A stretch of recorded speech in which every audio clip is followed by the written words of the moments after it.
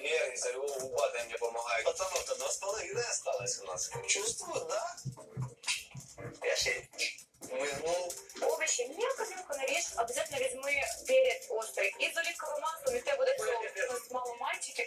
І ще зараз Женю ще вигнать, у нас ще останеться одне жіноче царство. Дуже важко жіноче, треба якась, не знаю, хоч аура якась чоловіча, щоб трошки розбавляти. Я хочу оливки колечками нарезать. Не треба колечками, це бомжа, ну ні, дуже мелко, дуже мелко. Беру тарелку, точно тарелку вылажу.